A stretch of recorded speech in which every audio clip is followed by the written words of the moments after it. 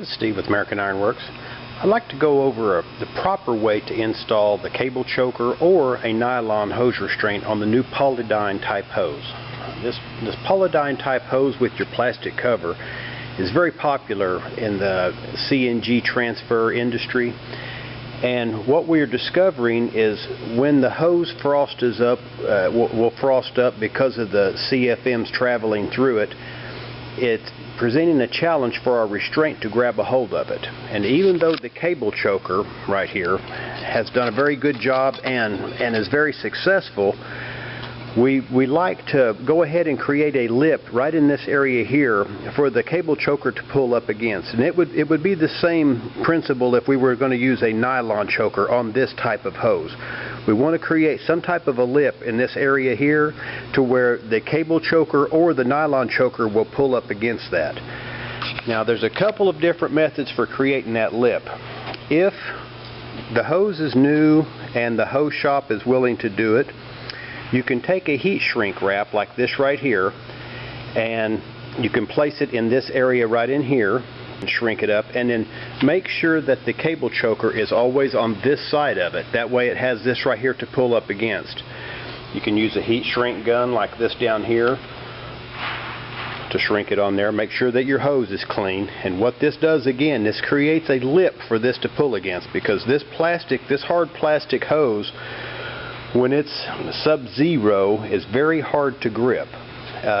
If you have hoses that are already in service and you want to add the nylon choker or the cable choker to them, what we recommend is just using a simple electrical tape.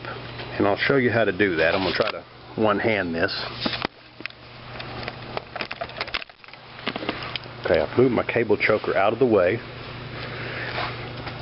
What you want to do, this is a 1/2-inch hose. We're going to pressure it this morning and test it between 5 and 8,000 in a nitrogen form. Test our 3/16 cable choker.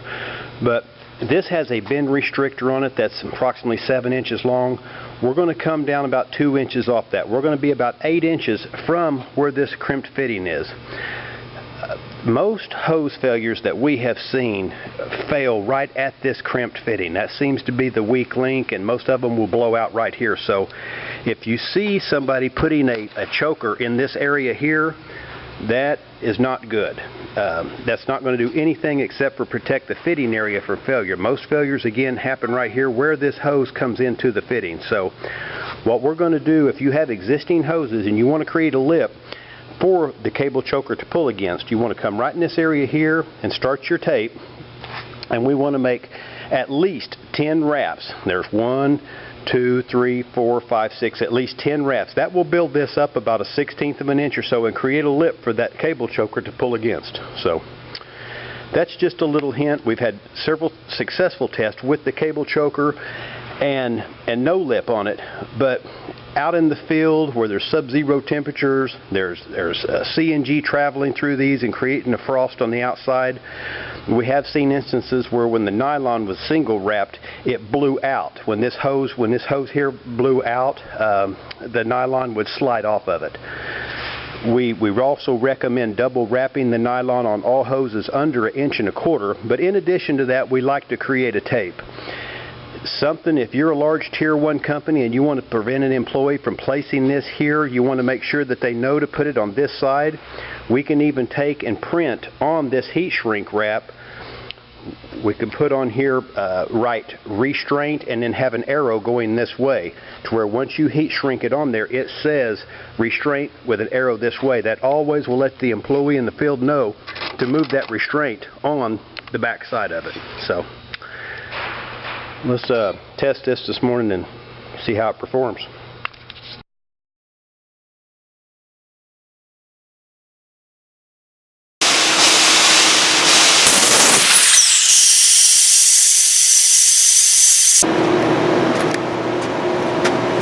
You can tell that the cable choker moved from here up against the spring.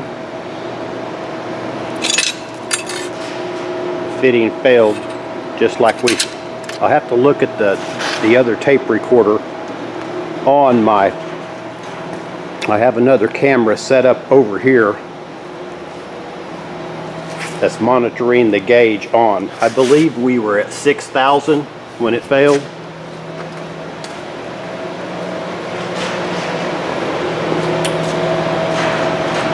But again, the 3/16 cable choker, I don't see any frayed wires. It looked like it performed very well. Pulled in on the hose.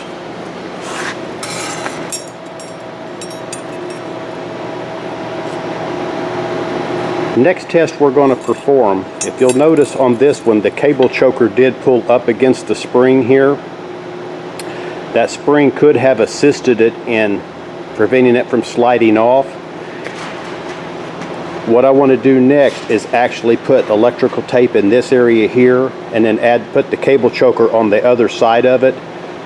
That way, if the hose was to fail in this area to where it shoots out of the crimped fitting here and does not have the spring for the choker to pull up against, is the tape sufficient to prevent the cable choker from pulling down? But the cable choker performed very well. We launched that at, I believe it was 6,000. I'll look at the tape. Zero damage on the cable choker. So the 3/16 at a 1/2 inch, 6,000 nitrogen performed very well.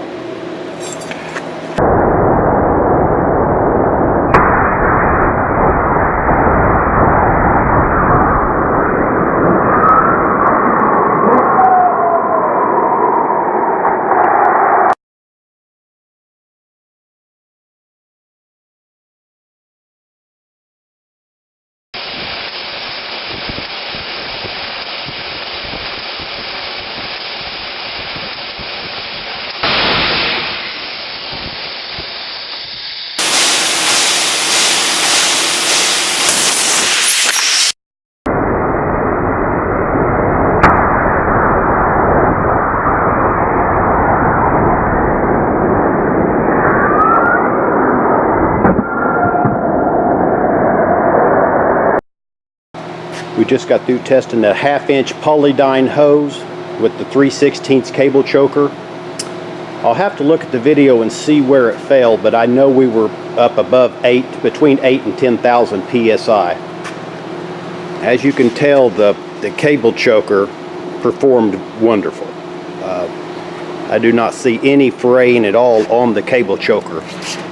And the tape in this area right here prevented the cable choker from sliding off or sliding up against the bend restrictor, so that performed very well also.